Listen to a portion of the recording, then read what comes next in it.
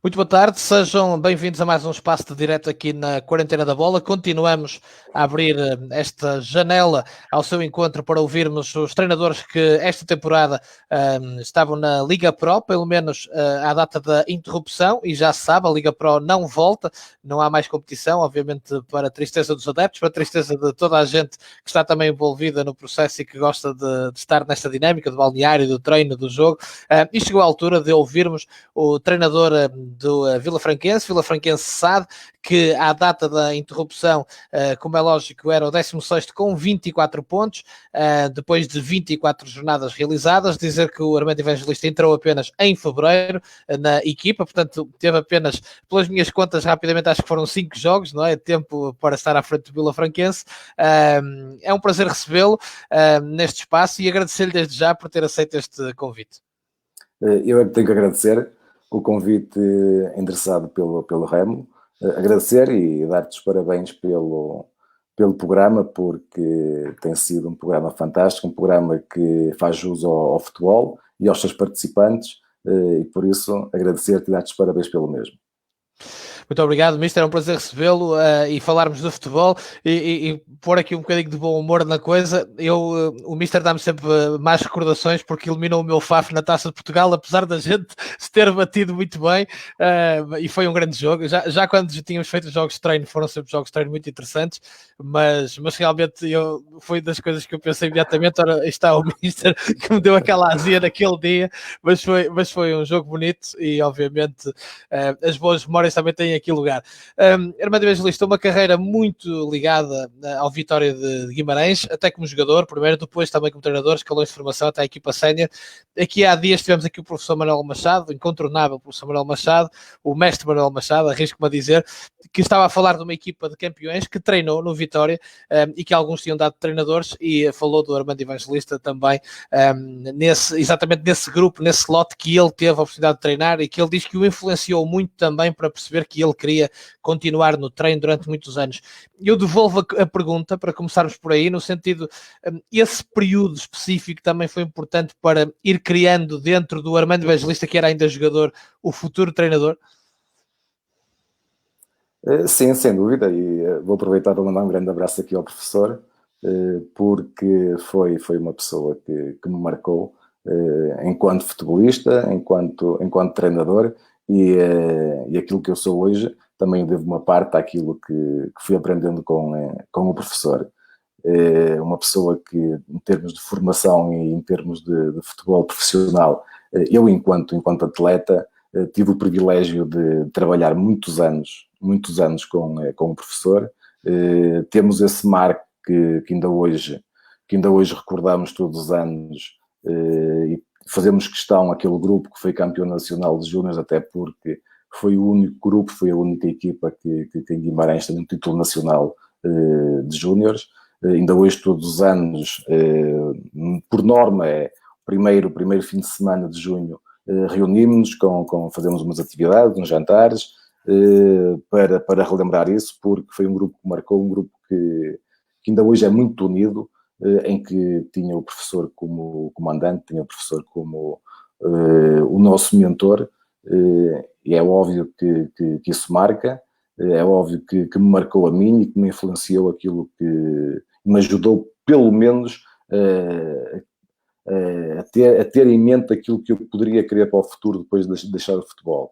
Ele sabe, e se eu disse, ele sabe que eu sempre fui um atleta muito curioso, e provavelmente deveria questionar o professor várias vezes sobre aquilo e o porquê de fazer determinadas coisas.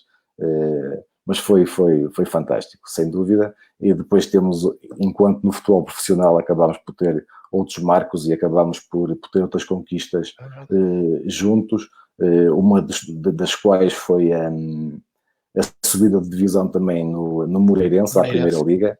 A primeira vez que o Moreirense sobe à Primeira Liga é com o professor, e incluindo eu e outros, e penso que estavam outros campeões nacionais também nesse grupo, salvo erro, não estou certo, mas pelo menos era uma equipa na segunda liga composta por muitos elementos da formação do Vitória de Guimarães, como o Flávio Meireles, o Alex, o Bertinho, o Primo, havia muito, o João Duarte, havia muitos jogadores dessa equipa que tinham crescido e tinham aprendido com o professor Manuel Machado.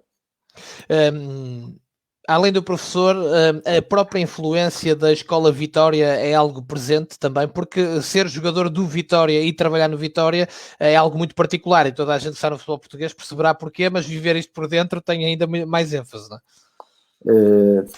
Tem, e eu tenho isso bem marcado, provavelmente na minha forma de ser, da minha forma de olhar para o futebol e para o desporto em si, porque eu entro em Guimarães naquela escola com 13 anos aproximadamente, e passo ali muitos anos, que é normal que vai influenciar a tua personalidade e a tua forma de ser. Sendo um clube de uma exigência tremenda, que é sabido, e quem está atento ao futebol sabe da exigência que o Vitória tem. Crescer ali, depois enquanto treinador, ter a oportunidade de reaprender tudo de novo, foi uma experiência fantástica, porque eu em Guimarães faço um percurso como treinador, iniciando-me nos infantis, no escalão mais baixo. Foi subindo, não é? Para tomar até os séniores, não é? Exatamente. O que acaba por ser uma aprendizagem muito grande, até porque cada patamar desses exige diferentes metodologias de trabalho, e acabou por me dar uma bagagem que ainda hoje transporto, ainda hoje utilizo naquilo que faço. Armando, entre terminar a carreira de jogador e já agora dizer aqui o nosso amigo Pedro Cordeiro, a gente está a dizer que o Armando como jogador tinha muito estilo, portanto um abraço ao Pedro Cordeiro e obrigado pela análise.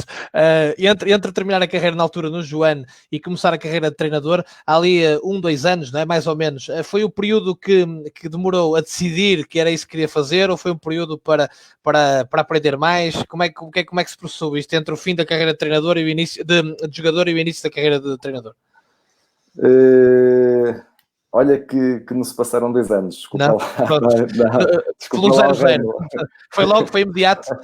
Foi imediato, pá, até porque eu, como te estava a dizer anteriormente, eu sempre fui um jogador, fui uma pessoa muito curiosa, e em todo o meu processo eu tentei compreender aquilo que fazia e compreender aquilo, porque é que eu treinava assim, porque é que não era de outra forma. E uma das razões que me fez ir para a faculdade era compreender mesmo esse processo. A minha curiosidade levou-me a procurar respostas em métodos científicos e ter procurado o ensino superior para poder responder algumas questões que eu me levantava a mim mesmo. E depois ali, o término da minha carreira acontece com uma lesão, uma cirurgia aos ligamentos cruzados. Eu tinha 32 anos, salvo erro. Ainda fazia que ainda daria para jogar mais alguns anos. Para poder fazer mais qualquer coisa, mas pronto, tudo precipitou. Foi tudo precipitado. E eu lembro-me perfeitamente que ainda andava de canadianas, quando recebo um telefonema de Guimarães, na altura Sr. Manuel Fernandes, salvo erro, que era o diretor-geral da formação, a convidar-me para trabalhar lá. Acabou por ajudar-te a decidir, não é? No fundo. Sim, acabou por precipitar aquilo que eu queria fazer. Que eu tinha bem assente aquilo que eu queria fazer. É óbvio que treinando a formação não podia viver exclusivamente daquilo, o que fez com que ainda estive a lecionar durante alguns anos, salvo erro, 10 anos, 7 a 10 anos, que conciliava as duas coisas, o treino com a escola, até que depois as coisas começaram a ser mais sérias e teve que fazer uma opção de vida, e fui atrás do sonho e atrás daquilo que eu gosto de fazer e aquilo que me realiza. Armando, como é que adaptou, se é que adaptou, se manteve aquele cariz que no Vitória, durante muitos anos, fazia parte do seu dia-a-dia, que era, além de ganhar, porque no Vitória está lá presente, mas de formar os homens e de desenvolver o talento, não é? De desenvolver o jogador, de dotá-lo do conhecimento necessário, e passaram por si muitos jogadores que mais tarde no Vitória vieram a ser muito importantes, o Tomané, o Hernani, quer dizer, o Josué, podia dar aqui dezenas, felizmente, de exemplos, e que passaram por si durante muitos anos seguidos, e há um desenvolvimento tremendo. Portanto, estava sempre presente aquela questão do desenvolvimento do atleta, além do desenvolvimento coletivo. Isso ainda consegue manter, por exemplo, a este nível, ou há uma adaptação? É óbvio que é uma adaptação, só que quem faz o percurso que eu fiz, e acredito que muitos treinadores o tenham feito, desde a formação até a equipa sénior, sabe que há aqui um crescimento de ideias em que nós, se calhar, num patamar de infantis, estamos mais focados no individual, no desenvolvimento individual. Depois, se calhar, quando passamos para um patamar de juvenis, continua o individual, mas se calhar começamos a acrescentar aqui fatores técnicos, táticos, para que eles possam crescer também dentro desses âmbitos. E depois, assim sucessivamente, nos séniores, se calhar, depois vem a parte de estratégia, etc, mas nunca descurando o crescimento individual, para o crescimento depois setorial, se quisermos, depois um crescimento coletivo. Isso faz parte da minha formação.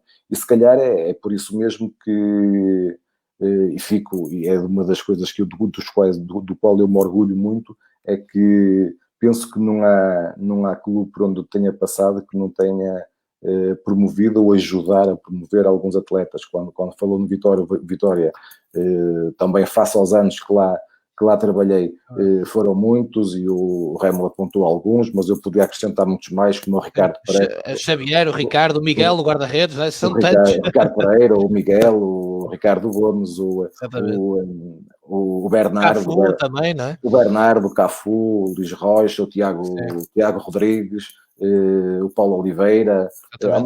Há uma série deles que trabalharam comigo muitos anos. Isso é um bom cartão de visita, não é? No fundo, para si, pessoalmente. Acima de tudo, tenho orgulho nisso, e tenho orgulho na carreira que eles fazem, e é uma sensação de que tenho feito alguma coisa de positivo e alguma coisa de bem no futebol. Penso que só com alguma responsabilidade e algum conhecimento de causa e alguma organização é que a gente poderia lançar tantos jogadores, porque o mesmo se passou, por exemplo, eu lembro da minha passagem, por exemplo, pelo Varzim, que pego em alguns miúdos da equipa B, ou muitos miúdos da equipa B, e temos um Keaton Parks que chega ao Benfica, temos o Rui Costa que acaba por chegar ao Porto, temos o Filipe Alogran que acaba por chegar ao Braga, ou seja, depois em Penafiel temos, por exemplo, um Fábio Abreu, que neste momento está no Moreirense. Ou seja, penso que a minha forma de pensar o futebol, quando parte do individual para o coletivo, acaba por ser sustentada por aquilo que tenho dado e o conhecimento que tenho transmitido para os atletas. E é óbvio que quando estamos a promover atletas, estamos a promover um produto que é do clube. E o clube hoje em dia, como nós sabemos, é negócio, é dinheiro, e quando estamos a promover o produto, estamos a olhar pelos interesses dos clubes, como é óbvio.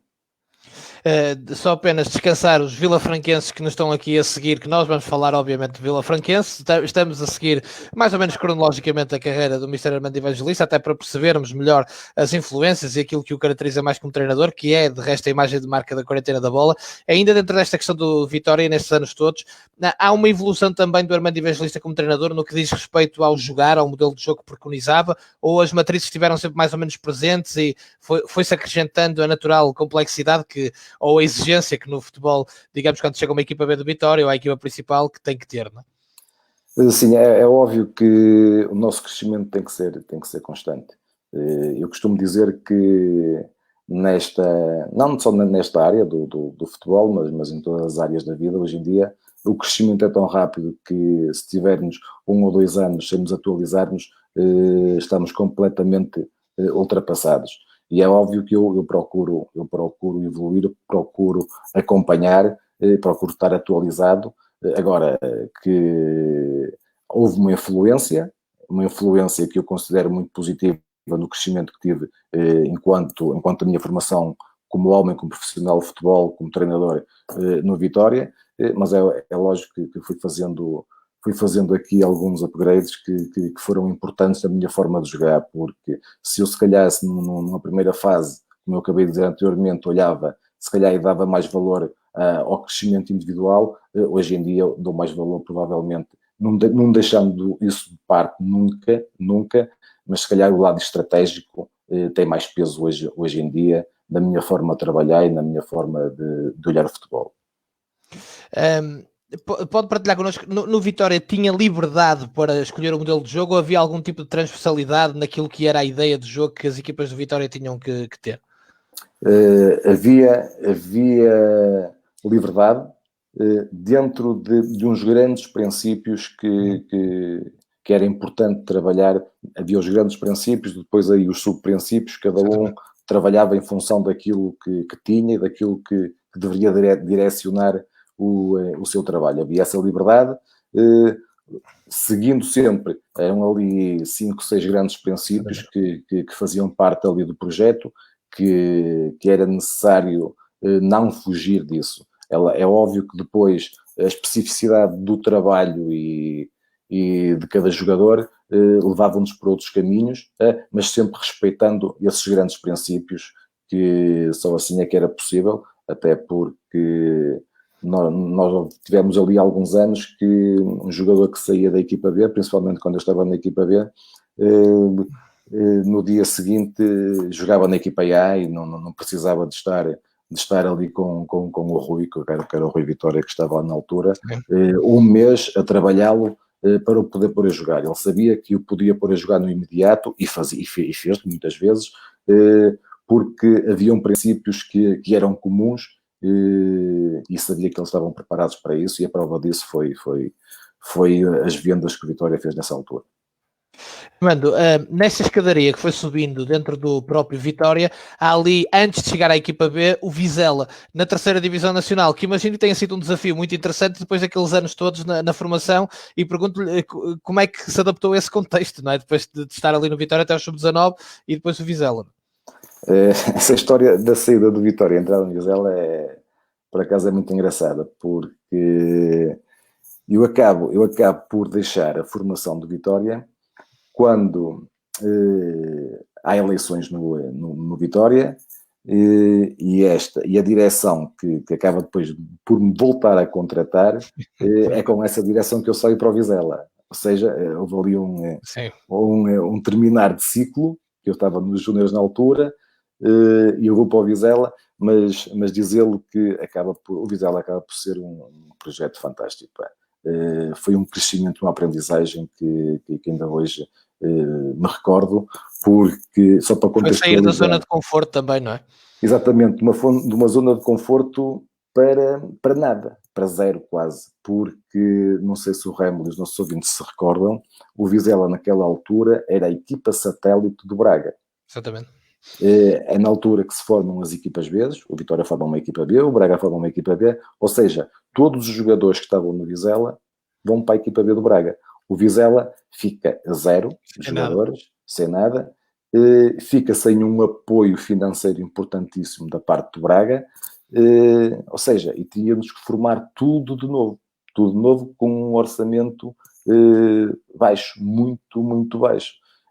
Pronto, foi um desafio que me lançaram, na altura o Salvador Teixeira, que infelizmente já não está entre nós e com muitas saudades me deixa, um homem fantástico, lança-me esse desafio, pronto, aí metemos mãos à obra, sabendo que havia pouco dinheiro, arranjámos ali uma estratégia de contratação, passava por jogadores, por mover alguns jogadores que estavam nas distritais, e os jogadores experientes que a gente poderia contratar, quem eram? Eram aqueles jogadores, foi onde nós tivemos o nosso foco, aqueles jogadores que estavam a jogar em clubes que na altura tinham descido de divisão, ou seja, alguma experiência, porque nem todos os clubes que descem de divisão têm jogadores fracos, nem para lá, nem mais ou menos. E a gente sabia disso. Então focámos-nos aí e posso dizer que acabámos por resgatar alguns e devolvê-los uma carreira que entretanto, na chegar à Primeira Liga, eu lembro, por exemplo, do Luís Rocha, que ainda fez carreira no Feirense, subiu ano passado com o Famalicão, está agora no Farense, e entre outros que o Ricardo Gomes, que acabámos por levá-lo para Guimarães, o Miguel Silva, guarda-redes também, sim, que na altura ele era juvenil, a gente promoveu a equipa principal do Vizela e acabámos por trabalhar, e ele acabou por ir para Guimarães, mas foi um desafio interessantíssimo, um desafio fantástico, e a verdade é que andamos nos primeiros lugares quase até ao final da época. Foi grande desafio mesmo. Depois regressa ao Vitória, há ali 2 temporadas completas na equipa B também, não é? E esse contexto de equipa B, pergunto-lhe se, olhando para o que são as equipas B hoje em dia, se o fundamento se mantém, porque as equipas B começaram a arrancar mais ou menos naquele período, não é? E o Vitória foi precursor e trabalhou sempre muito bem as equipas B, e portanto também acredito que para si como treinador tenha sido mais um acrescente, mais um desafio completamente diferente, não é? Foi, opa, a minha vida enquanto treinador tem sido isto. Exatamente. Mas é rico, não tem sido desafios fáceis, porque eu depois regresso novamente a Guimarães. Porquê? Porque o Vitória acaba por descer da equipa B. Eu sou convidado para ir fazer os últimos 5, 6 jogos, já não estou bem certo, para poder preparar a equipa já, ter um conhecimento da última equipa de júniores, ter algum conhecimento dos que estavam da equipa que desceu, para preparar a equipa depois para o Campeonato de Portugal, para poder voltar a subir. Eu sou contratado mesmo na fase final da época. Ainda faz ali alguns jogos, não é? Depois sim, e 8 jogos do que vi aqui. É provável. E a verdade é que quando sou contratado foi para pensar já no Campeonato de Portugal, e a verdade é que não, acabámos por não salvar e ficar na segunda liga no último jogo, porque, salvo o erro, Leixões Covilhã, que pronto, não enquadrou naquilo. Mas a verdade é que acabámos por jogar um ano no Campeonato de Portugal, reformulámos aquilo, ninguém acreditava naquela equipa. Eu lembro-me perfeitamente que a comunicação social, principalmente aqui a local, ninguém acreditava naquela equipa. É verdade, eu digo isto porque não tenho problemas em o dizer, porque foi um dos fatores motivacionais que eu utilizei muito durante a época para picar os meus jogadores na altura. E eu lembro-me que ninguém acreditava naquela equipa, porque diziam que não tinha ninguém que pudesse chegar à equipa principal, que não sei o quê e tal. E a verdade é que não houve equipa nenhuma B de Vitória que tantos jogadores desse, e nem tantos milhões desse ao clube. Estamos a falar num Josué, estamos a falar num Bernardo, estamos a falar num Tomané, estamos a falar num João Pedro, agora está no Tondela, que também foi vendido para os Estados Unidos. Estamos a falar em muitos jogadores, e eu sei que me estou aqui a esquecer de muitos. Sim, o Cafu, Luís Rocha, muitos jogadores que hoje em dia se calhar era fácil falar neles, mas na altura é que ninguém os conhecia. Tanto é que a imprensa local deixava que aquela equipa nunca ia conseguir dar nenhum jogador à equipa principal. E a verdade é que deu, e foi o suporte daquela equipa e do clube durante algum tempo. Por isso, foi mais um projeto que eu gosto. Não é uma questão de gostar, porque se tiver do outro lado a papinha feita, como se costuma dizer, mas são projetos aliciantes e que me desafiam e que me fazem crescer, e que no fundo me dão luta, fazem-me ir para casa dormir poucas horas. No fundo é isso que me faz estar no futebol, é isso que me faz mexer, é isso que tenho o futebol que tanto me cativa. É uma discussão antiga no futebol português, e já ouvi muitas coisas a favor, muitas coisas contra. A sua experiência diz-lhe que este patamar das equipas B para um clube como o Vitória é importante? Eu não tenho dúvidas disso. Parece-me que é um patamar ajustado, apesar de que a segunda liga, sendo o patamar para mim ajustado, não me parece descabido se uma equipa B também tiver que jogar 1 ou 2 anos num patamar abaixo. Isto porquê? Porque é normal uma equipa B como o Vitória, numa segunda liga, jogar pela manutenção. Vai perder, vai ganhar, vai empatar, vai ter aí os 3 resultados presentes no crescimento do atleta. Jogar num patamar abaixo vai-os obrigar a jogar para ganhar. Um clube com uma exigência do Vitória, do Braga, do Porto, do Benfica, do Sporting, há essa exigência de jogar para ganhar. Por isso, não me parece descabido, nem me parece que seja um projeto, um passo atrás, porque muita gente, eu dou o exemplo de Vitória, quando a equipa B desce ao Campeonato de Portugal, pronto, achavam que o projeto da equipa B tinha terminado. Eu sempre defendi, não, porque o jogador do Vitória é um jogador que tem que ser formado com a responsabilidade de ter que ganhar todos os jogos. E o Campeonato de Portugal é duríssimo. Deixa-me puxar a sardinha onde eu estive o ano passado, mas é duríssimo. E a Série A também é muito duro. É duríssimo. E a prova disso é que um campeonato duríssimo, está a dizer o Raimundo muito bem, tendo a obrigação, porque éramos a Vitória, de ganhar, há um crescimento diferente no jogador, principalmente em termos mentais. Estávamos a formar, se calhar, jogadores mais adequados para a exigência que iam ter num patamar acima. Pegando aqui, o Orlando Ribeiro está aqui a dizer, Mister, que se não seria benéfico para o futebol português formar um campeonato de reservas para as equipas B, um pouco à semelhança do que se faz em Inglaterra e retirá-las da Liga Pro do Campeonato de Portugal. Mas isto acontece um bocadinho já com a Liga Revelação, não é? No contexto sub-23 fez sentido criar um campeonato à parte, nas equipas B, se calhar, pelo que o Mister estava a dizer, é importante esta competitividade, às vezes do Campeonato de Portugal e às vezes da Liga Pro, não é? Sim, competitividade acima de tudo. Eu, por exemplo, não me parece, e se calhar pouca gente concorda comigo, mas eu acho que já tenho idade e tenho tempo de futebol suficiente para dizer aquilo que eu penso. Eu não me parece que seja, por exemplo, adequado nem ajustado um clube como a Vitória neste momento ter uma equipa B e uma equipa sub-23. Estamos a falar em 2 equipas praticamente com as mesmas idades, e estamos a falar num leque de jogadores. Vamos imaginar que cada plantel tem 25 jogadores, estamos a falar em 50 jogadores.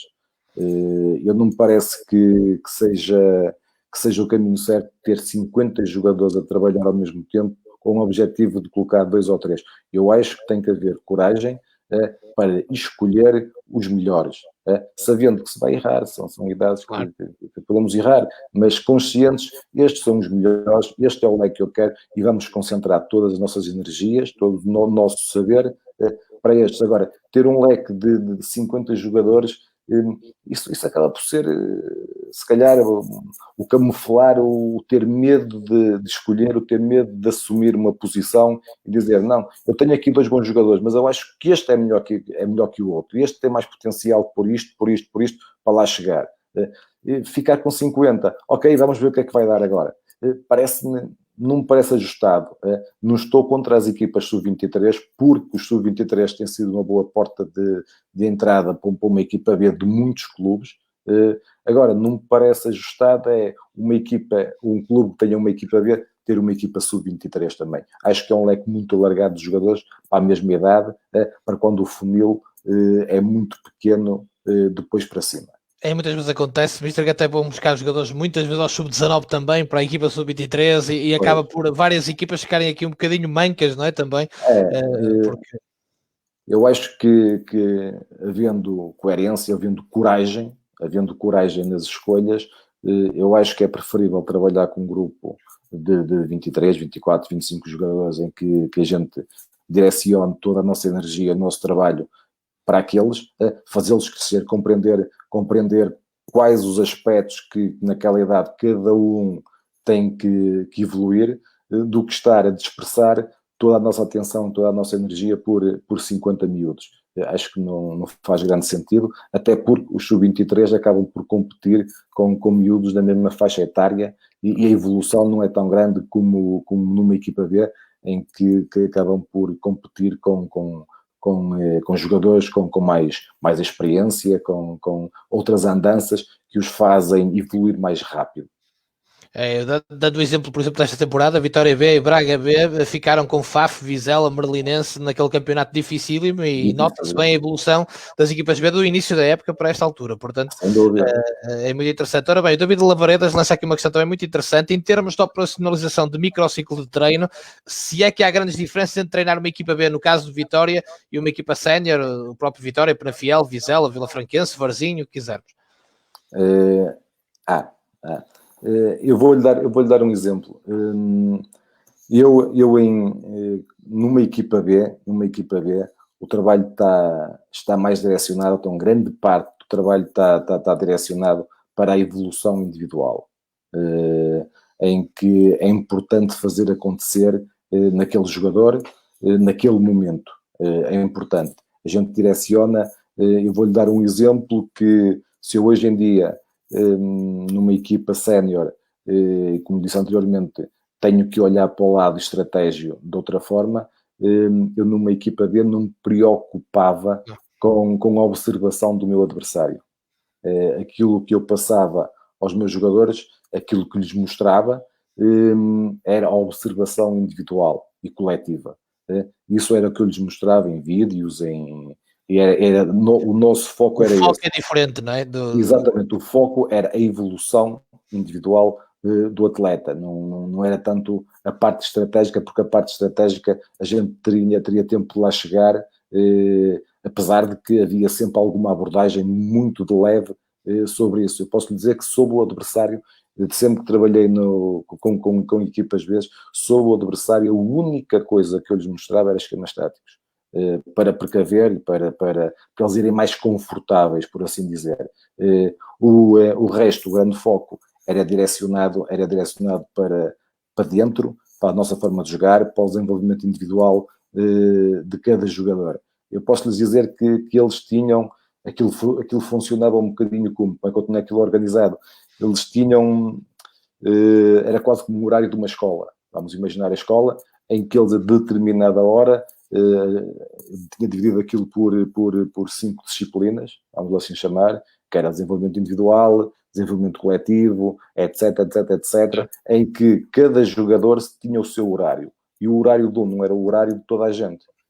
Aquilo era dividido porque as dificuldades de um, ou aquilo que cada um teria que crescer, não era o mesmo que o outro teria. Então era assim que funcionava, era muito direcionado para o crescimento de cada atleta. Mister, o Ricardo Marques, e mais à frente iremos falar do resto do Vila Franquense, mas pergunta, um projeto de equipa B para um clube maçado como a Vila Franquense faz sentido? Poderá fazer, estando aqui a falar no Vila Franquense, dizer que o Vila Franquense, para mim, foi uma surpresa fantástica. Quando me colocaram este desafio, dizer que mais uma vez foi um momento de crescimento espetacular, mas direcionando agora aqui à questão que me colocou, eu parece-me que neste primeiro patamar, fazer aquilo que o Vila Franquense me parece que agora vai fazer, parece o mais óbvio, que é tentar fazer uma grande equipa ou rechear a formação de bons elementos, tornar a formação de Vila Franquense credível. Antes de fazer uma equipa B, primeiro formar de base, de baixo. Depois, conforme o crescimento da formação, conforme o crescimento dos atletas, conforme a credibilidade que a formação vai tendo em atrair cada vez melhores atletas, poderá fazer sentido criar uma equipa B mais à frente. Mas neste momento, se calhar, incrementar e fazer crescer a formação de Vila Franquense fará mais sentido. Mais à frente, com este crescimento, poderá fazer todo sentido. Muito bem, voltaremos ao Vila Franquense mais à frente. Vamos continuar então a seguir a sua carreira. Depois há a tal cereja no topo do bolo, depois destas épocas todas, quer chegar à equipa principal do Vitória. Pergunto-lhe de forma direta para podermos abordar isto, às vezes porque as coisas quando correm menos bem é um crescimento tremendo. Se foi um soco no estômago, no aspecto em que chega ao patamar mais alto dentro do clube, não é? que lhe diz muito, e depois as coisas não saíram por este ou por aquele motivo, se foi difícil lidar com isso? É assim, difícil é sempre lidar, não é? Claro. Porque são expectativas que a gente tem, só que eu parece-me que não se enquadrou o momento para que isso pudesse ter acontecido. E eu passo a explicar. Muito provavelmente, salvo erro, eu fui o primeiro treinador a sair de uma equipa B para treinar uma equipa A. E isso gerou alguma desconfiança, nunca se tinha Exatamente. visto. Gerou ali alguma desconfiança. Associado a essa desconfiança, o que é que era preciso? Era preciso alguma paciência. Paciência porquê? Porque o Vitória, nessa altura, era uma equipa vendedora. Era uma equipa vendedora. Eu recordo, por exemplo, que do ano anterior do Rui para o ano que eu assumi, a equipa praticamente foi quase toda nova. Tinha-se vendido N jogadores, inclusive o André, o Hernani, entre outros. Ou seja, era preciso reconstruir a equipa. Isso leva tempo, não é? Reconstruir, Aquela palavra que é no futebol é complicada. era preciso reconstruir. E como é que a gente ia reconstruir? Com uma base da equipa B, mais uma vez. E a equipa tinha ficado apurada para a Liga Europa. Reconstruir a equipa, começando uma competição como a Liga Europa, é preciso ter aqui paciência, é preciso ter aqui algum conhecimento futebolístico para saber que as coisas não acontecem do dia para a noite. Porque a verdade, neste processo, a única coisa que tinha corrido mal foi mesmo a Liga Europa, porque eu recordo que em termos de resultados, fiz 5 jogos, salvo erro, depois para o campeonato. Nestes 5 jogos tivemos uma derrota que foi no Dragão. Exatamente. Ou seja, o processo estava lá, as ideias estavam lá, a gente sabia que as dificuldades que ia ter, era preciso dar tempo para reconstruir tudo de novo. Porque pegarem jogadores da equipa B, colocá-los a jogar numa Liga Europa no imediato e fazê-lo, há aqui um processo, porque mesmo o Vitória, eu recordo que nos anos anteriores, com aquele crescimento que houve com a introdução de muitos jogadores da equipa B, eu recordo que o Vitória tinha ficado no 8º lugar, tinha ficado no 9º lugar, mas também tinha conseguido ganhar uma Taça de Portugal. Ou seja, houve aqui um crescimento, não se ganhou logo no imediato. Vendeu-se, vamos voltar a esta caseira, vamos refazer, mas face àquela desconfiança, porque nunca se tinha visto um treinador da equipa B que faz um percurso todo na formação, que há 5 ou 6 ou 7 anos era treinador dos infantis, estava na equipa A, gerou-se ali alguma desconfiança. Pronto, e o desfecho foi aquele que é público. Foi difícil quebrar essa quase ligação umbilical, não é, ao Vitória, com tantos anos depois, e parte para esta questão de ser o treinador do Vitória, sabendo que se correndo bem, excelente, é mesmo a progressão e tudo que provavelmente podia idealizar, correndo mal poderia significar exatamente isso, a quebra da ligação. Sim, olha, há aqui um sentimento que acaba por me confortar, que é o caso de que eu provavelmente fui eu que abri portas para que os clubes olhem para os treinadores de formação de outra forma, ou para os treinadores da equipa B, neste caso, de outra forma.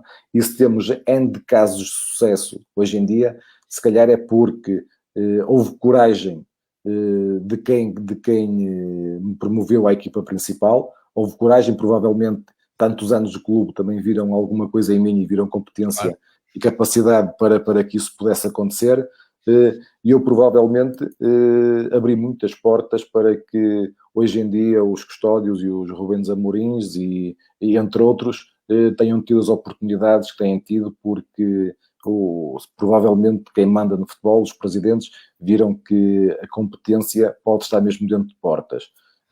Isso aí é... Agora, mágoa não, porque eu nunca fui uma pessoa de me acomodar absolutamente a nada.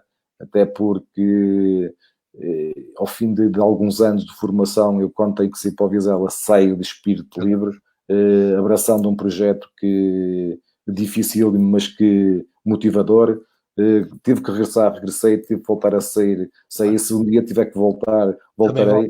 Não, para mim o futebol é global, não é, claro. O futebol não é o Vitória, não é Portugal, não é Europa. O futebol para mim é global. Um treinador tem que ter a mala pronta, não é? Costuma-se dizer.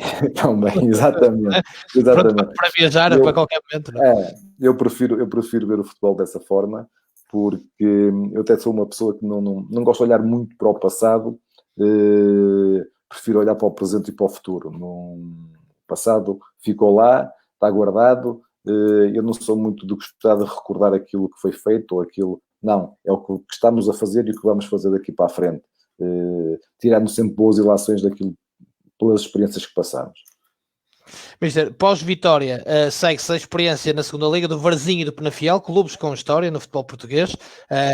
No Penafiel mais tempo, 2 épocas, já bastante jogos, qualidade. O que é que guarda destes 3 anos de segunda Liga no Varzim e no Penafiel?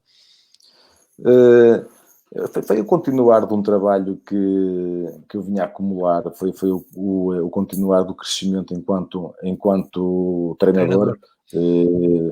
Porque o Penafiel foi um desafio realmente fantástico, que poderíamos ter subido de divisão no primeiro ano, e recordo provavelmente com o orçamento mais baixo da segunda liga, mais uma vez ali um desafio difícil.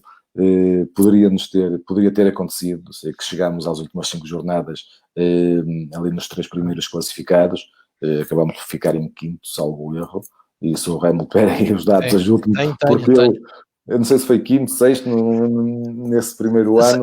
Sei que ganhou bem mais que o que perdeu, 17 vitórias no total, e portanto no final quinto lugar com 62 pontos, mas apenas a 4 da subida. Pois, sei que andámos ali sempre muito próximos, 5 jornadas do fim estávamos na luta, há que dizer também que tínhamos um grupo fantástico, era jogadores que me deram muito prazer trabalhar, homens mesmo, não eram os melhores futebolistas, não eram os mais virtuosos, mas eram os mais humanos. Sabiam aquilo para o que estavam, sabiam o valor que tinham, sabiam as armas que tinham que utilizar. Foi fantástico, a experiência fantástica. Temos aqui um palveiro varzinista que lhe pergunta, aliás pelo nome, vê se que é daquela zona, um abraço para Postiga, neste caso, o que é que faltou no Varzim para você não ter terminado a época até ao fim? E ele perguntou-lhe aqui um bocadinho antes também que recordações fica do Varzim, de um clube histórico, não é?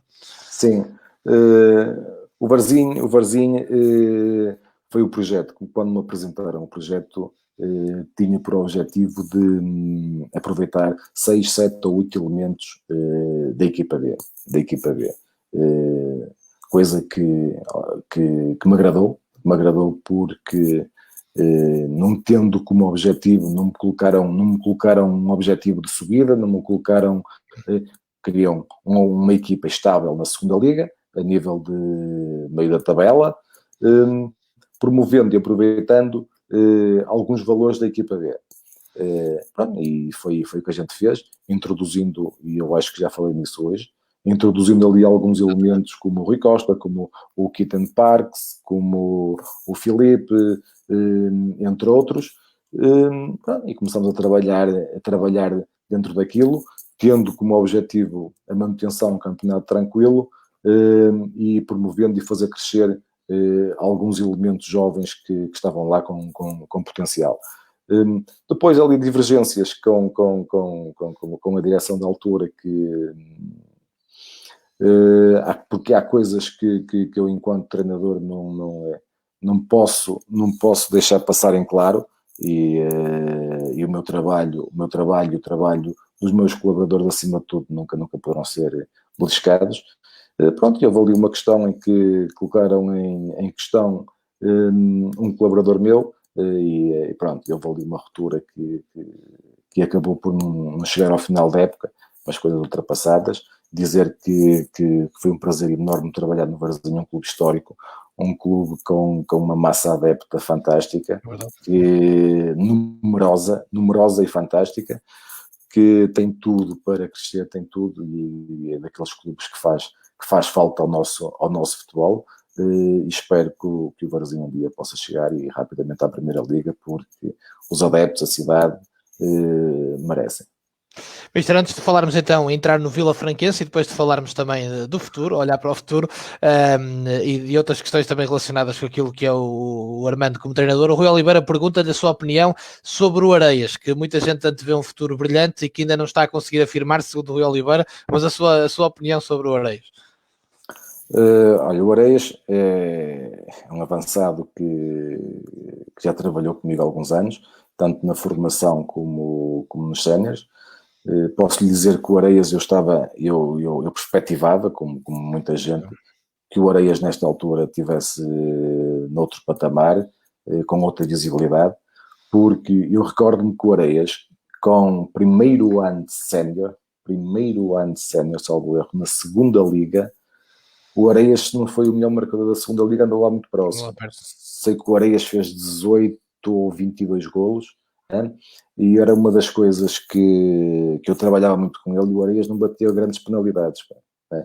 O que num melhor marcador de uma segunda liga, fazer 18 ou 22 golos, agora também não estou certo com quantos foram, sei que foram muitos, e não bater penaltis é de louvar, porque qualquer clube, qualquer batedor de penaltis, qualquer avançado de pata penaltis, são 7, 8 golos que garante ao longo de uma época, e o Areias não batia. Ou seja, primeiro ano de sénior, o Areias fazer uma segunda liga com estes números, perspectivava-se muito. A verdade é que o Areias acaba por ter uma outra oportunidade na equipa principal, mas não conseguiu. O ano passado o Areias ainda trabalhou comigo em Penafiel. O Areias teve uma época no Arauca, exatamente emprestado pelo Vitória. Depois levámos para Penafiel com o intuito de ele nos poder ajudar, porque eu conheço as características do Areias, e para mim o Areias, como avançado, como 9, jogo entre linhas, capacidade de jogar de costas para a baliza, capacidade de finalização, principalmente no jogo aéreo, é fantástico. Não sendo um avançado rápido, que não é, tem essa pecha, mas ele desenvolveu outras qualidades que o tornam um avançado de nível.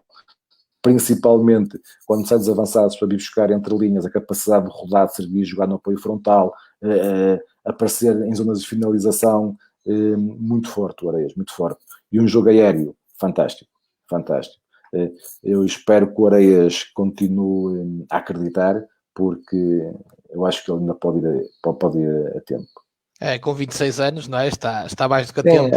Sim, porque normalmente são poucos os avançados que amadurecem antes desta idade. Entre 24 e 26 são poucos, porque é uma posição muito específica que acabam por amadurecer mais tarde. Eu acho que o Areias está numa idade que ainda pode acreditar que pode lá chegar. Mister, vamos então olhar para o Vila Franquense, até porque há aqui muita gente também de Vila Franquense a seguir. A pandemia foi má para todos, eu costumo dizer isto, e obviamente para a humanidade, mais do que para o futebol em concreto, e depois para treinadores que tinham acabado de chegar aos respectivos clubes. Já tive aqui neste percurso do Ouvir Treinadores da Liga Pro alguns a quem aconteceu o mesmo, sendo que o Mister Armando Evangelista acabou por ter apenas a possibilidade de orientar a equipa durante 5 jogos. Há uma vitória a abrir e uma vitória a fechar, derrotas pelo meio.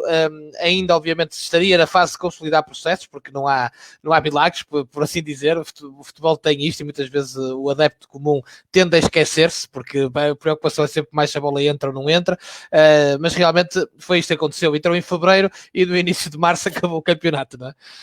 Sim, foi uma experiência curta e enriquecedora, porque quando surge o convite do Vila Franquense, eu tinha recusado alguns convites de segunda liga, e se calhar em clubes em situações mais confortáveis, e o Vila Franquense, da forma que me abordaram, eu em 2 minutos decidi que queria trabalhar no Vila Franquense.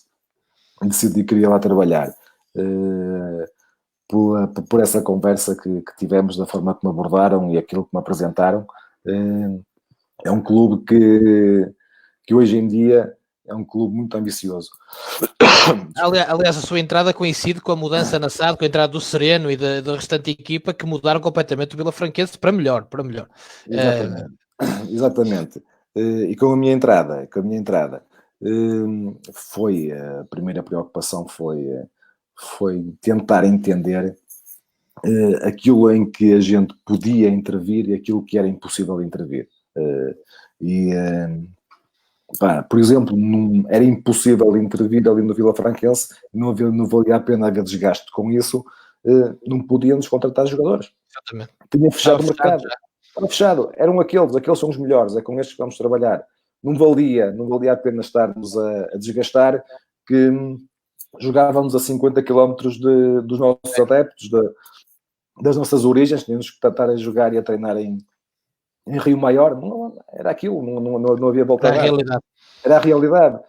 Agora, havia outros fatores que a gente podia intervir neles. E uma dessas coisas era o porquê, descobrir o porquê do desconforto daquela equipa que fazia com que eles há 8, 9 jornadas que não conseguiam ganhar. E foi uma descoberta que estávamos a ter.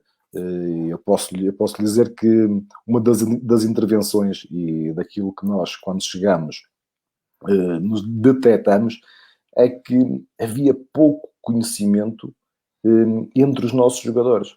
Por incrível que pareça, não é? Havia pouco conhecimento. E é importante, quando se pratica um desporto coletivo, que haja conhecimento, que haja laços, que haja amizade, que haja interesses comuns, para que um possa morrer pelo outro dentro do campo. E existia muito pouco disso. Nós fizemos ali alguns trabalhos com eles e descobrimos, porque era fácil perguntar a um atleta: olha, o teu colega quantos filhos tem? Não sei. Ou seja, são pilares que parecem que simples, mas depois no todo vão fazer a diferença. Pronto, e o desafio ali no Vila Franquense foi um bocado esse, era fazê-los crescer nesse aspecto. Era importante ali, uma das coisas que a gente também podia controlar e podia fazê-los crescer, a comunicação que era passada aos atletas, porque era uma equipa que vinha de trás de muitas mudanças, de muitos sofrimentos, foi ordenados em atraso, foi uma série de coisas que aquele grupo sofreu, que os colocou sempre numa posição constrangedora, né? E era importante ter ali uma comunicação assertiva, uma comunicação séria, e uma comunicação que nunca fugisse 1 centímetro que fosse à verdade. E dizer-lhes, esta é a realidade, agora temos soluções para ela, calma. Pronto, eram estas questões principalmente que era preciso trabalhar, e depois encontrar aqui uma forma de jogar que fosse confortável para estes jogadores. Porque uma equipa que não ganha 10 jogos, ou 8 ou 9, é uma equipa desconfiada. E era preciso encontrar aqui uma forma de jogar que lhes devolvesse o conforto e que lhes devolvesse a vontade de querer jogar e a alegria de querer jogar. Pronto, e foi em cima disso que a gente trabalhou. Foi pouco tempo. Acho que nesta última fase as coisas estavam a ser consolidadas e os últimos 2 jogos, principalmente, apesar de termos perdido no Estoril, acho que de uma forma injusta. A vitória com o Porto B, apesar que muita gente pode dizer que eu estou a dizer isto porque foi o último jogo, mas eu vi esse jogo, a vitória frente ao Futebol Clube do Porto B já mostra o Vila Franquense mais seguro, mais confiante, mais tranquilo dentro daquele modelo, não é? Portanto, já com algumas coisas que são aquelas que o Armando queria ver na equipe. Exatamente, mas mesmo era isso que eu lhe ia dizer, Ramo, mesmo o jogo com o Estoril. O Estoril já é um jogo que nos dá muitas indicações positivas daquilo que a gente procura. Um adversário muito forte, aliás, como o Nacional também, o calendário também não foi fácil naquela altura. Mas... Sim, aquilo foram 5 jogos em que foi o Covilhã na sua melhor fase. Depois Nacional, fortíssimo, Nacional, não é? Na Madeira. O Farense, exatamente. Segundo classificado, o Estoril e o Porto B, exatamente.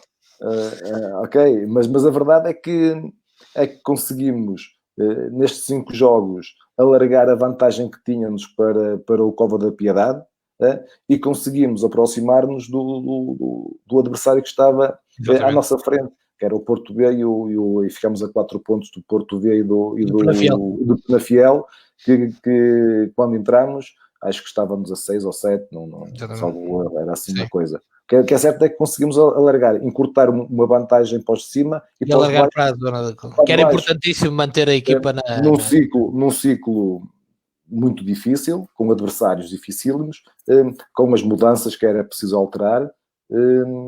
Por isso, faço aqui um balanço positivo, e eu acho que, e muito sinceramente, não só pelo facto de não jogar e a segunda liga ter acabado, mas a minha curiosidade em fazer estes 10 jogos, em ver o crescimento da equipa, era tremenda, porque eu acreditava muito naquela equipa e o crescimento e as indicações que eles me estavam a dar era nesse sentido. Estava muito curioso para ver a resposta que eles iam dar agora nesta reta final, que eu acho que ia orgulhar muita gente e ia orgulhar principalmente os adeptos do Vilafranquense.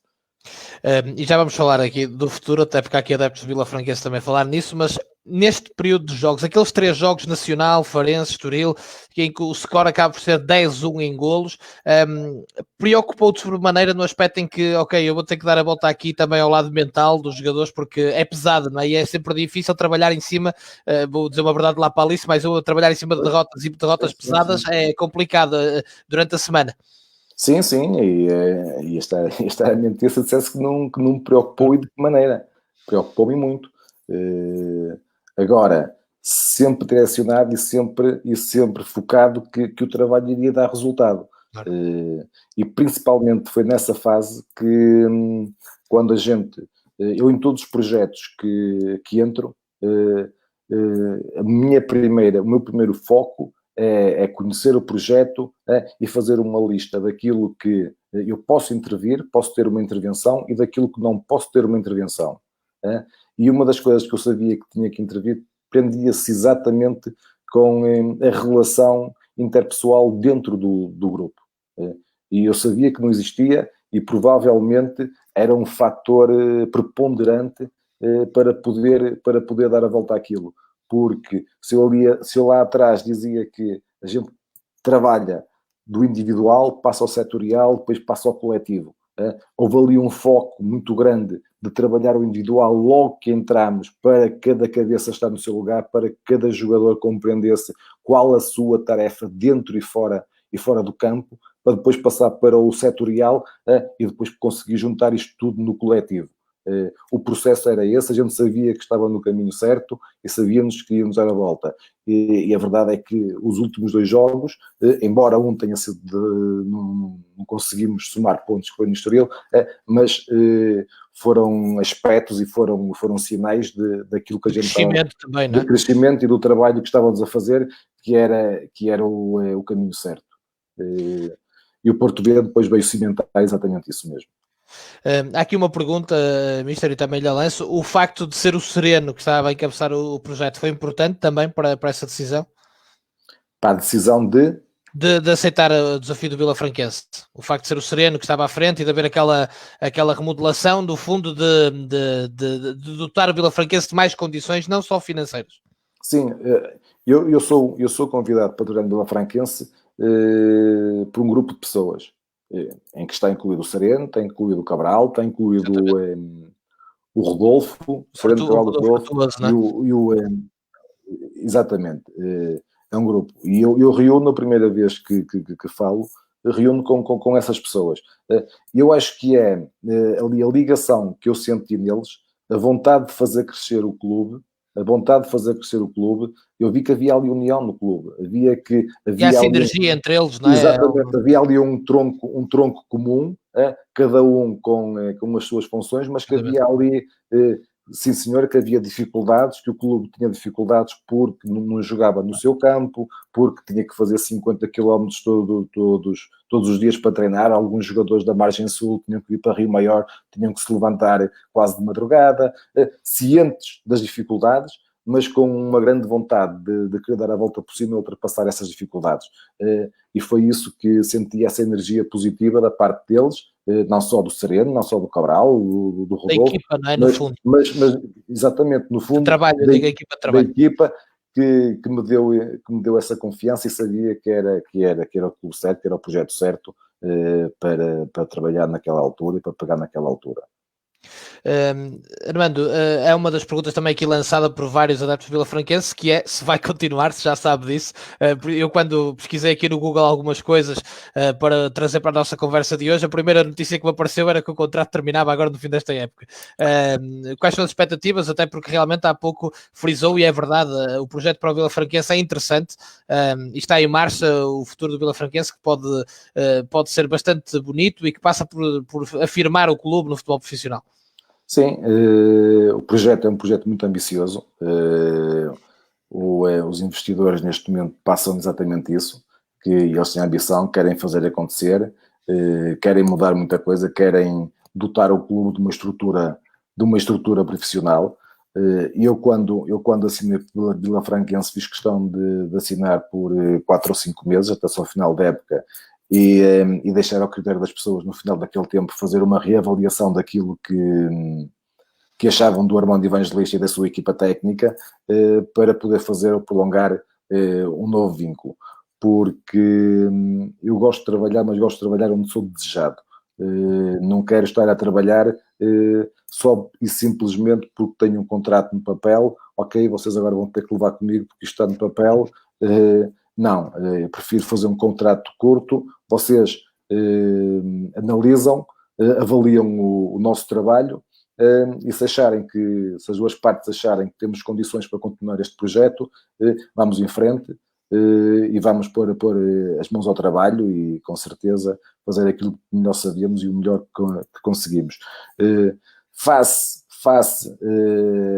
a esta situação que estamos a viver, desta pandemia, e isto para responder à questão da continuidade ou não, há uma série de fatores, e ele estaria a mentir se não dissesse que não estamos a trabalhar em cima disso, para se resolver, porque há aqui muitas questões ainda que estão por se responder para os nossos profissionais, para os nossos jogadores, e isso deixa-me preocupado, porque nós estamos a falar em jovens, em pessoas que têm famílias, que poderão estar aqui não sei quanto tempo, quantos meses, sem competição, sem ordenado, sem saber aquilo que devem fazer e qual o rumo que têm que dar à sua vida. Neste momento estou mais preocupado com isso, estamos mais focados nisso. A direção da SAD também está a tentar ajudar naquilo que pode, a resolver, a tranquilizar os jogadores, porque esta questão do Armando Evangelista continuar ou não tem tempo, e a seguir certeza que vamos falar sobre isso, e será a próxima preocupação minha e da SAD será essa, em resolver o nosso futuro. Armando, depois de saber que não há mais segunda liga, mantiveram como equipa técnica o contacto com os jogadores na mesma, os procedimentos que estavam a ter, como é que olharam para isto? Até porque eu vi alguns vídeos e li coisas que o Armando disse, que estavam a trabalhar no sentido de, se a competição voltasse, estarem o mais preparados possível dentro das contingências que existiam. Depois de saber que já não há mais, como é que se processa agora esta ligação com o plantel? Olha, durante este período, eu vou-lhe dizer que nós crescemos muito, por incrível que pareça, mesmo à distância, mas crescemos muito enquanto equipa. Crescemos porque nós traçámos um plano em que era importante não deixar ninguém sozinho, pá, e nós adotámos isso mesmo como lema, pá, ninguém vai ficar só. E então, o que é que a gente fazia? Nós tínhamos as sessões de treino online, com o grupo todo. A gente tinha atividades durante a semana, atividades como algumas questões de quizzes. Tivemos uma atividade que era quem eu sou, em que cada elemento tinha que me enviar para mim, por um momento da minha equipa técnica, uma frase que o definisse, em que depois o outro ia ter que descobrir quem era aquela frase, um bocadinho ao encontro daquilo, fazê-los com que eles se conhecessem mais. Fizemos N atividades desse género, fazíamos treinos, por incrível que pareça, táticos, em que fomos dividindo o grupo por setores, em que entravam a determinada hora no ar comigo, online comigo e com a minha equipa técnica, em que era relembrado questões táticas, questões dessa forma. Tivemos treinos online só para avançados, para trabalhar no trabalho, nas movimentações, dos avançados, dos guarda-redes. Ou seja, houve aqui, aconselhávamos livros para eles ler que os ajudavam. Houve aqui uma envolvência tão grande que eu já disse isso muitas vezes a colegas meus, que trabalhei mais num período de quarentena do que quando estava no campo propriamente dito. Mas, no fundo, acabo por sair daqui satisfeito porque eu senti que o minimizar que a gente pretendia os efeitos desta quarentena quando regressássemos, eu acho que nós conseguimos foi agregar e ganhar muito com isto. Eu acho que conseguimos tirar proveito de uma situação desagradável, de uma situação negativa, e conseguimos, e o grupo nisso foi fantástico, foi fantástico porque aderiu, sugeriam atividades, tiveram uma envolvência, todos eles, enormes. Por isso mesmo é que ainda hoje de manhã tivemos treino online, o mesmo empenho, a mesma seriedade. A rotina mantém-se, até porque aqui há que ter respeito pelos profissionais, e era aquilo que eu dizia, não sabemos quando é que voltamos. Há aqui uma incógnita muito grande, pronto, e eu acho que eles sentem também o conforto deles de estarem juntos, de terem o treinador, a equipa técnica junta, têm dúvidas, colocam naquele espaço de tempo que estamos ali todos juntos a partilhar umas brincadeiras e a treinar. Eu acho que também é o conforto deles, e a preocupação de um é a preocupação de todos, e é a nossa preocupação neste momento. Já que falamos também agora bastante desta situação, como é que é a equipa técnica do Armando? Como é que divide estas competências? E já agora, como é que é a vossa sinergia? Se gosta de ter aquela equipa técnica que o desafia também, que aporta algo sempre, que acrescenta algo, que até pode não concordar consigo aqui e ali, alguns dos elementos, e com isso crescer. Como é que lida com isto tudo? Olha, a minha equipa técnica... é fácil e é difícil falar ao mesmo tempo, porque são amigos, somos família, porque eu não convivo diariamente só com aqueles elementos da equipa técnica. Eu convivo com a esposa, convivo com os filhos, os amigos deles são os meus amigos, ou seja, há aqui uma ligação que já é familiar. Há uma ligação que vai muito para além do trabalho e do profissionalismo, porque eu só concebo isso, porque eu acho que o segredo do êxito está no grupo que se cria e nas sinergias que se criam à volta da equipa técnica. Agora, esta amizade não pode nunca atrapalhar a parte profissional, porque há uma coisa que eu exijo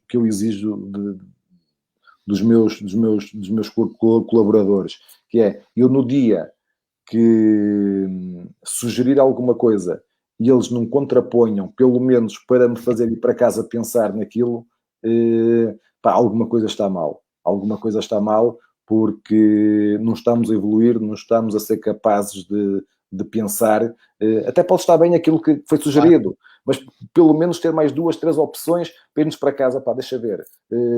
Refletir, não é? Exatamente, refletir, fazer-nos crescer, e é isso que acontece. Exige, no fundo exige isso aos seus colaboradores. Eles sabem disso, porque é pessoal que já há uma ligação muito... já trabalham comigo há muitos anos. Tenho o Vitor Machado, que já vem desde a formação do Vitória, o André e o Filipe, mais recente. Depois, este ano, também tive o privilégio de trabalhar que são elementos do Vilafranquense, com o Tiago Mota e com o Fialho, que foram agradáveis surpresas, pessoas fantásticas que nos acolheram, que nos puseram à vontade, que nos mostraram os cantinhos do clube, pessoas competentíssimas também. No fundo, sou uma pessoa feliz com aquelas pessoas com quem eu trabalho, sem dúvida. Tendo depois, também me perguntou, salvo erro, as funções de cada um. Sim, como é que está dividido a nível de competências? O Vitor Machado, nosso amigo Lagardère, como a gente lhe chama, É a pessoa que está mais próximo de mim, aquela pessoa que normalmente é que me acompanha há mais tempo, é aquela pessoa com quem eu desabafo, é aquela pessoa que, se tiver que, naqueles dias maus, posso lhe dizer o que quiser, por assim dizer, que ele a seguir, ele conhece-me tão bem que consegue ler os meus pensamentos, a seguir dá meia volta e sabe como dar a volta, e sabe como fazer calmar. O Filipe é o nosso preparador físico, é o nosso nutricionista, é o nosso preparador físico, é uma pessoa de grande competência, que pronto, está mais direcionado para as capacidades físicas. Depois temos o André que está mais direcionado para a análise, e a observação. Mas há uma coisa aqui que é comum a toda a gente, isso aí é fundamental nas pessoas que trabalham comigo. Todos eles têm que estar no campo comigo, todos eles têm que conhecer de cor e salteado a nossa forma de jogar, o nosso modelo de jogo, a nossa forma de pensar. Todos eles têm espaço para opinar sobre futebol, todos eles participam no que é a programação, no que é a organização e a planificação da época, dos treinos, dos jogos. Até para a análise depois não ser subjetiva, não é? Ser uma análise quase pelos olhos do treinador, não é? No fundo, perceber-se qual é... Exatamente.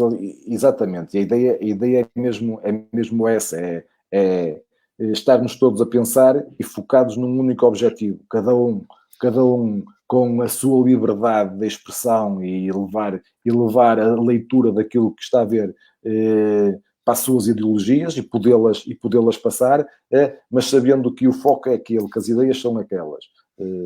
É desta forma que a gente trabalha, é desta forma que a minha equipa técnica funciona. E já agora, peço desculpa, eu esqueci-me aqui de um elemento da equipa técnica que fazia parte do Vilafranquense, pai, peço desculpa ao João Mendes, porque era o nosso reparador físico e que faz um trabalho, uma pessoa competentíssima, faz um trabalho fantástico. Mister, há pouco, quando falou da sua carreira de jogador, estávamos a falar do professor Manuel Machado e citou o Armando Evangelista jogador, que era muito curioso e gostava de perguntar e de questionar. Promove isso também nos seus jogadores, naqueles que têm essa vontade e essa capacidade, e felizmente, daquilo que me diz a minha experiência, são sendo cada vez mais, conhecem bem o jogo e que gostam de perceber e que gostam de também dar a sua opinião aqui e ali. Promove isso também? Promovo. Eu nem consigo, eu não consigo. Eu sou uma pessoa de muito poucas palavras com os jogadores. Eu não consigo ter uma palestra 15, 20 minutos muito mais bom com eles. Não consigo. E durante essa interação, provavelmente são mais as questões que eu lhes coloco do que propriamente as receitas que lhes dou. Eu vejo o futebol desta forma. Eu prefiro fazer com que eles descubram o caminho, que sejam eles por eles próprios a descobrir o caminho, do que eu lhes mostrar o caminho. Olha, vais por aqui, viras à direita, viras à esquerda. Não. Tu tens aqui umas coordenadas e agora descobre a saída. Eu interrogo-os muito. Pergunto-lhes o porquê. Porquê é que eu estou a dizer isto? Porque é que tens que abrir na direita e não tens que estar fechado por dentro? Porque é que tens que pedir bola na profundidade, não tens que pedir no apoio, etc. A minha forma de estar é interrogá-los mesmo, porque até a mim me desafia isso. Porque se eu os interrogo, vou-lhes dar à vontade para eles me interrogarem a mim. Para eles me interrogarem, eu tenho que ter soluções e tenho que ter respostas para eles.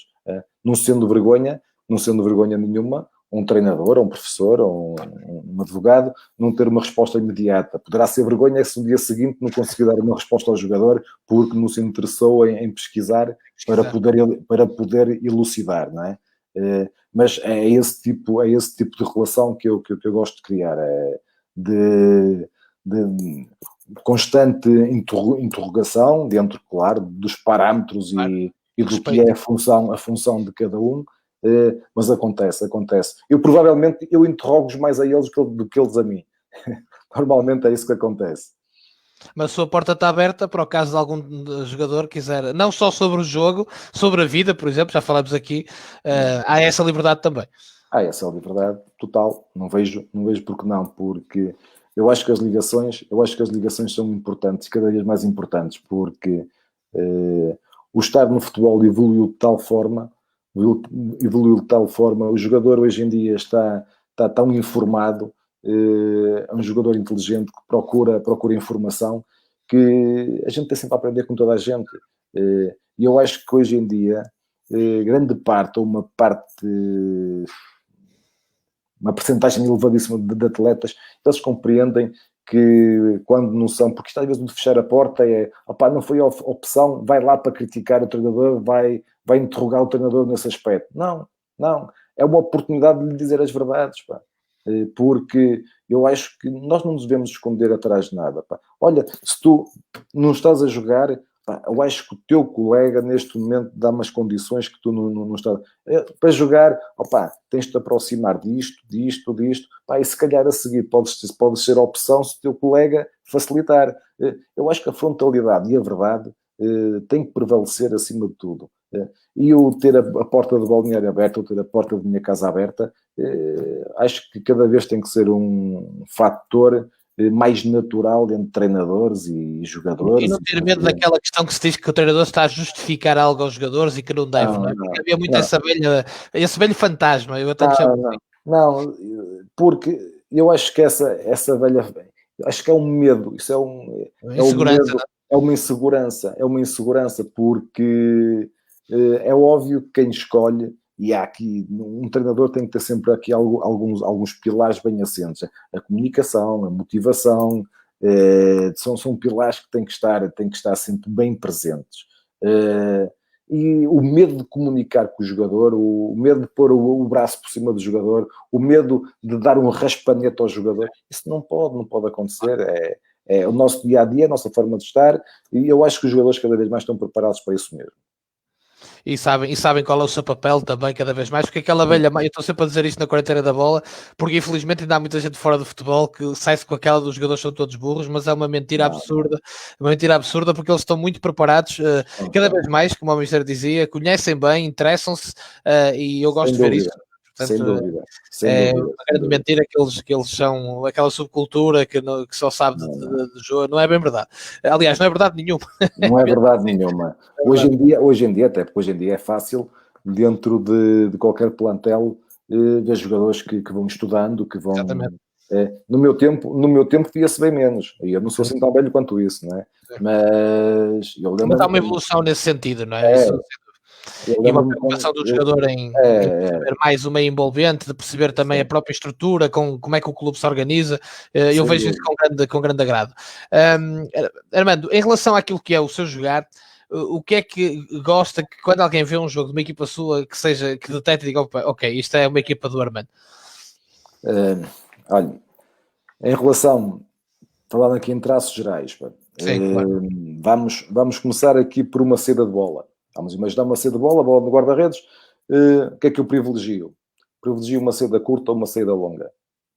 Uma saída curta, se tivermos condições para fazer, se tivermos segurança para fazer, se tivermos pelo menos sempre em superioridade numérica na zona da bola em relação ao nosso adversário, para ter essa segurança. Depois, se me perguntar, circulação, sim senhora de bola, uma circulação vertical, uma circulação em que possa ferir o adversário, uma circulação em que faça moça, não uma circulação só por dizer que... Passar, não é? Exatamente, só para dizer que, opá, este ano fiz um gol... Bem, este ano fiz um gol que fiz 30 passos. Não, eu privilegio o passo curto, que é um passo mais certeiro, é um passo com mais certeza, mas vertical. Prefiro do que se um jogador tiver que fazer um passo de 30 metros, quando tinha uma opção vertical a 5 ou 10 metros, eu prefiro que ele faça esse passe do que divida a bola 50-50 para o adversário. Estamos mais próximos de perder a posse de bola. Isto, em traços gerais, quando temos bola. Em termos defensivos, isto aqui depois vai um bocadinho ao encontro daquilo que... Eu posso lhe dar o exemplo do Vila Franquense este ano. ali à procura do conforto da minha equipa do Vilafranquense. Numa primeira fase, eu pensava que lhe estava a dar conforto a defender com 3 linhas, e estava a tentar que eles adotassem ali um sistema tático e uma forma de jogar em 4-2-3-1, criar ali 4 linhas para criar mais dificuldades ao adversário em chegar à nossa zona de finalização. E depois cheguei à conclusão que, face àquelas características, defender em 3 linhas era mais... eles sentiam-se mais confortáveis com as características que tinha. Passei a jogar em 4-4-2 em termos defensivos, com as dinâmicas todas que isso acarreta.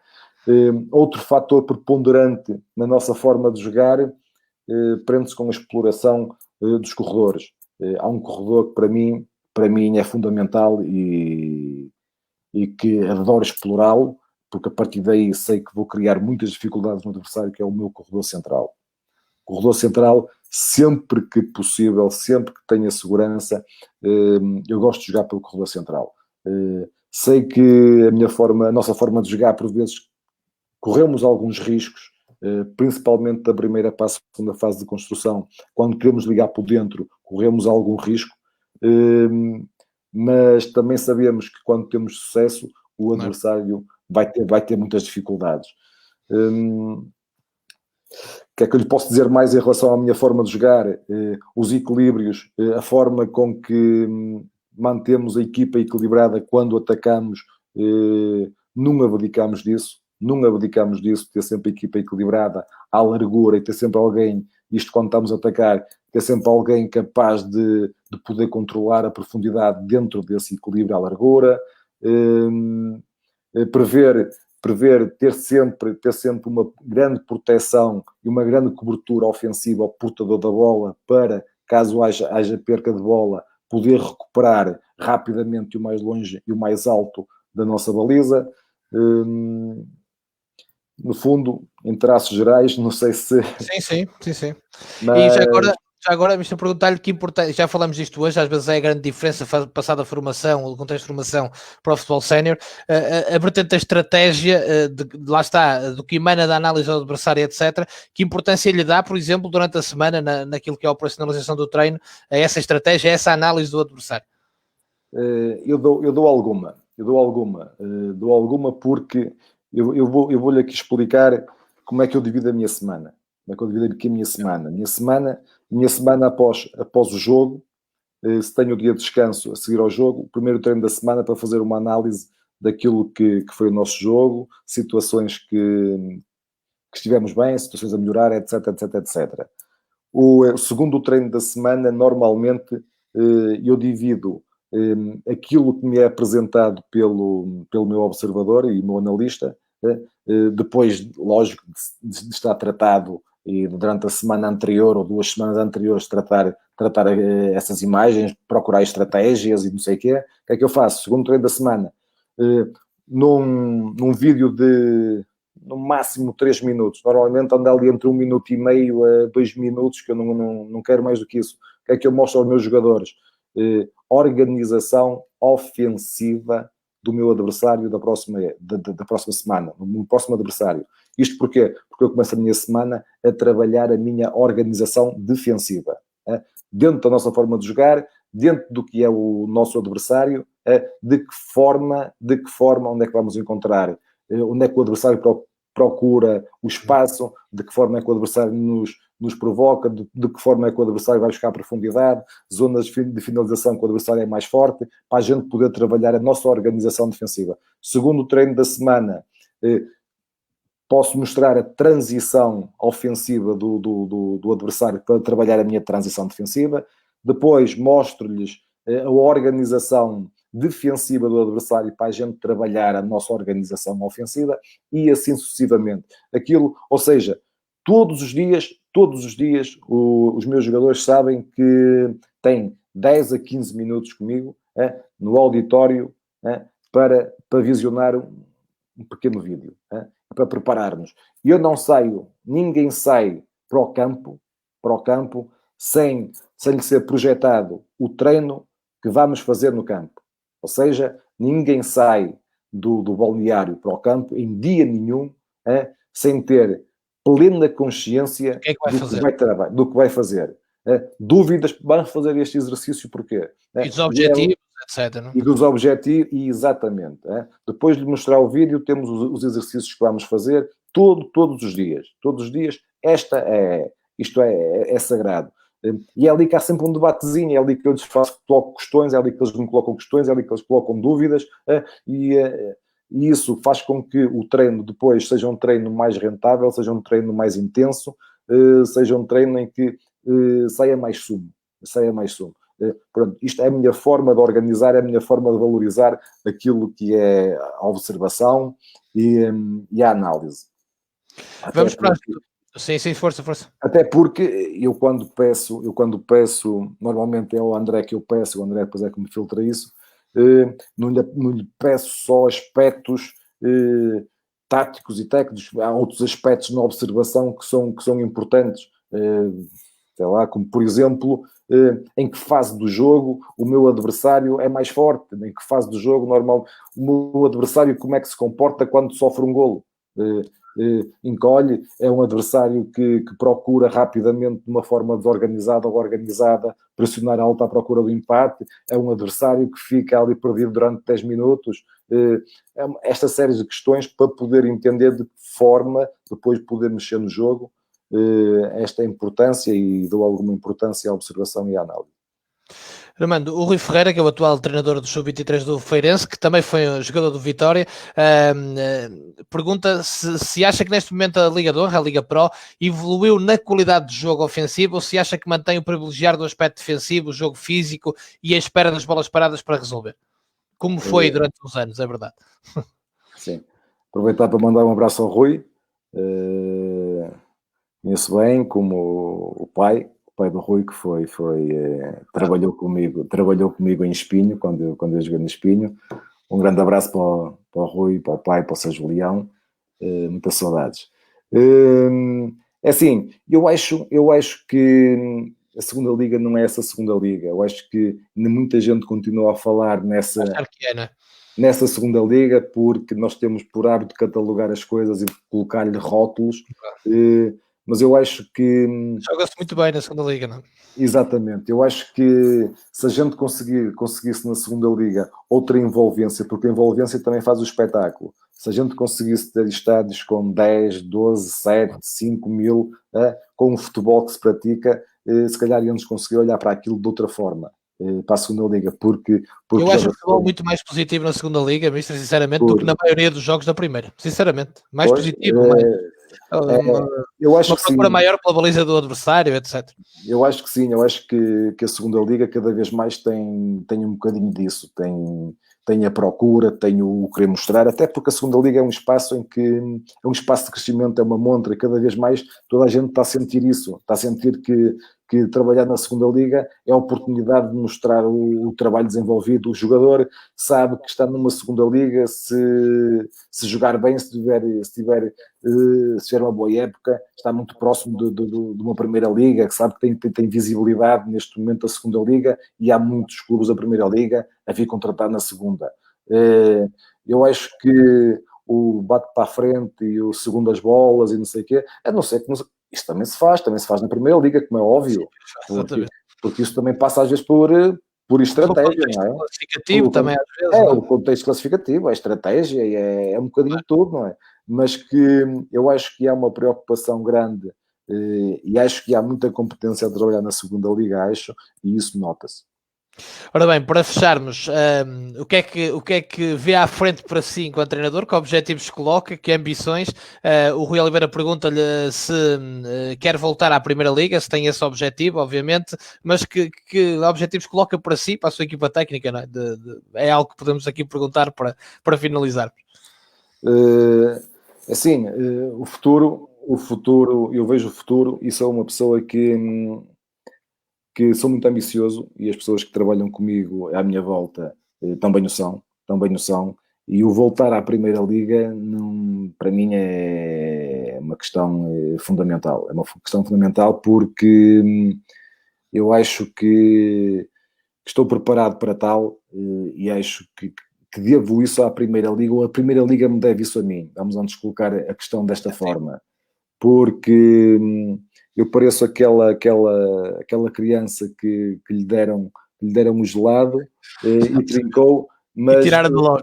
e tiraram logo antes de.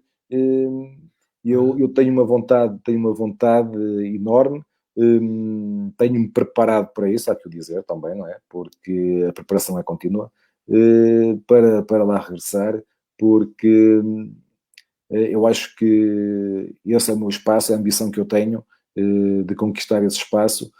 Para além disso, acho que hoje em dia um treinador só ganha também com outro tipo de experiências e eu espero um dia ter a oportunidade de poder sair de Portugal e vivenciar outras culturas, outros futebols, outras ideias, porque acho que vai ser também um marco importante na aprendizagem que eu quero ter em relação ao futebol.